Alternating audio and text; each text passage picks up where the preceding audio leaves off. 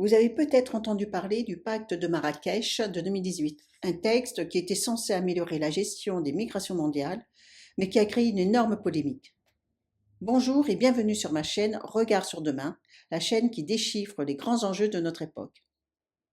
En décembre 2018, la plupart des pays du monde se retrouvent au Maroc pour signer le pacte mondial pour des migrations sûres, ordonnées et régulières. Ce texte présente la migration comme une réalité historique de l'humanité, une source de prospérité et d'innovation, un moteur de développement durable et un élément clé des objectifs 2030. Ce premier accord intergouvernemental est destiné à couvrir toutes les dimensions des migrations internationales. C'est une étape majeure vers une gouvernance mondiale des migrations. Ce texte a été adopté le 10 décembre 2018 à Marrakech par 130 États membres de l'ONU, puis adopté le 19 décembre 2018 par l'Assemblée générale des Nations unies. Sur le papier, ça sonne bien, sauf que plusieurs pays ont refusé de le signer. Le pacte de Marrakech, qui a pour origine la déclaration de New York pour les réfugiés et les migrants, adoptée en septembre 2016 à l'unanimité par les 193 membres de l'ONU, a connu quelques difficultés pour son adoption, à commencer par le retrait des États-Unis des négociations dès 2017. Et au moment de la signature à Marrakech, seulement 152 États ont formellement approuvé le texte. 5 ont voté contre, 12 se sont abstenus, le reste n'a pas pris part au vote. Plusieurs raisons à cela. Le premier gros problème est l'atteinte à la souveraineté nationale. Officiellement, le pacte respecte le droit souverain des États. Mais pour certains États, ce texte crée une pression morale énorme en s'ancrant dans les droits de l'homme. Comment? Tout simplement en présentant la migration comme quelque chose de naturel et de bénéfique. Le pacte rend donc très difficile pour un État de dire non à des migrants. Le résultat est que si un État refuse des migrants, il risque d'être condamné par des instances internationales comme la Cour européenne des droits de l'homme pour non-respect des droits fondamentaux. C'est exactement ce qui a fait peur à la Hongrie, l'Autriche, la République tchèque, Israël, la Pologne, l'Australie, la Slovénie, la Bulgarie, la République dominicaine et la Lettonie qui ont préféré ne pas signer. Ces pays invoquaient des craintes liées à la souveraineté nationale ou à la sécurité nationale. Le deuxième effet pervers est la confusion entre migration légale et migration illégale. Le pacte met l'accent sur la protection des droits de tous les migrants, peu importe leur statut. Le problème est que cela brouille complètement les lignes entre ceux qui arrivent légalement et ceux qui arrivent illégalement. Pire encore, même si le pacte n'a pas force de loi, les avocats peuvent l'utiliser devant les tribunaux pour contester les mesures strictes des gouvernements. C'est un peu comme avoir une épée de Damoclès au-dessus de la tête des États. Le troisième effet pervers est la polarisation politique.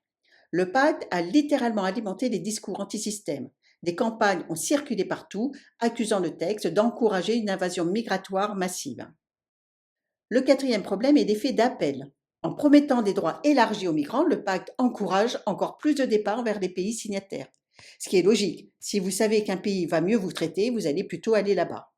Et si les flux augmentent sans préparation, bonjour les tensions sur le logement, la santé, l'éducation, surtout dans des zones déjà saturées. Autre effet pervers de ce texte, l'inefficacité sécuritaire. Le pacte est censé lutter contre l'immigration clandestine. Mais en pratique, la Libye affirme que des groupes terroristes continuent d'exploiter des routes migratoires pour se financer via la traite d'êtres humains. Par ailleurs, le pacte ne fixe aucun quota obligatoire pour l'accueil des migrants, ni minimum ni maximum. En plus, en mettant l'accent sur les droits des migrants, le pacte complique les expulsions. Résultat, les réseaux criminels s'en donnent à cœur joie. Le pacte prône la responsabilité partagée, mais la Russie et d'autres pays crient à l'injustice. Pourquoi des États qui n'ont rien à voir avec les crises du Moyen-Orient devraient porter le fardeau? C'est un peu comme si on vous demandait de payer les pots cassés de votre voisin. Enfin, même si le Maroc et le Mali ont soutenu le pacte, d'autres voix africaines pointent des problèmes majeurs. 90% des migrations africaines, c'est du sud vers le sud. Mais le pacte se concentre sur l'Europe. Et pendant ce temps, les violences entre pays africains continuent et les vraies causes comme la pauvreté ne sont pas résolues. Alors, le pacte de Marrakech, bonne ou mauvaise idée? Pour Antonio Guterres, secrétaire général de l'ONU, c'est une feuille de route qui offre une plateforme pour des mesures humaines, sensées et mutuellement bénéfiques. Il repose sur deux idées simples selon lui. Les migrations ont toujours existé, mais devraient être ordonnées et sûres, et les politiques nationales ont besoin de coordination internationale. Symboliquement, c'est effectivement une avancée pour la coopération internationale, car c'est la première fois que la communauté internationale se met d'accord sur un texte global sur les migrations. Mais concrètement, il révèle des tensions énormes entre souveraineté et droits humains, entre sécurité et solidarité, entre réalité locale et gouvernance globale. Par ailleurs, le pacte de Marrakech reflète une évolution dans la gouvernance migratoire mondiale, passant d'une logique des droits humains après 1945 à une approche axée sur les bénéfices économiques et la gestion des risques depuis les années 90. Cette transition explique en partie les réticences de certains États qui opposent fréquemment les intérêts des pays du Nord, pays de destination, à ceux des pays du Sud. Chose à savoir, c'est l'Union européenne elle-même qui a voulu ce texte qui officialise l'approche occidentale de gestion des flux migratoires. Pour l'instant, ce texte se focalise donc sur l'Europe, mais il semblerait que d'autres textes soient proposés pour se fixer sur d'autres régions du globe. Merci pour votre attention. Et si cette vidéo vous a appris quelque chose, n'hésitez pas à liker et vous abonner pour plus de décryptage. À bientôt sur ma chaîne Regard sur demain.